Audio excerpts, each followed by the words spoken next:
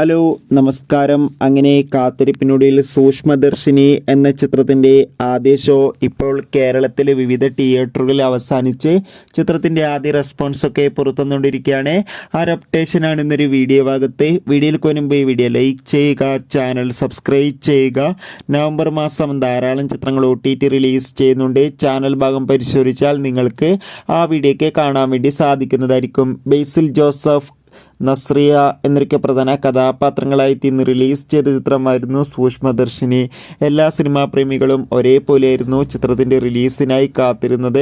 അങ്ങനെ കാത്തിരിപ്പിനൊടുവിൽ ചിത്രത്തിൻ്റെ ആദ്യ ഷോ ഇപ്പോൾ കേരളത്തിലെ വിവിധ തിയേറ്ററുകളിൽ അവസാനിക്കുമ്പോൾ ചിത്രത്തിന് മികച്ച പോസിറ്റീവ് റെസ്പോൺസ് തന്നെയാണ് പുറത്തുവന്നുകൊണ്ടിരിക്കുന്നത്. ചിത്രം കണ്ട സിനിമാ പ്രേമികളെല്ലാവരും ഒന്നടങ്കം പറയുകയാണ് സൂക്ഷ്മദർശിനി എന്ന ചിത്രം മികച്ചൊരു ത്രില്ലർ ഫാമിലി എൻ്റർടൈൻമെൻ്റ് ആണെന്നും ചിത്രത്തിൽ നമുക്ക് ബേസിൽ ജോസഫിൻ്റെ, നസ്രിയുടെ മികച്ച അഭിനയം തന്നെ കാണാൻ വേണ്ടി സാധിക്കുന്നുണ്ടെന്നും.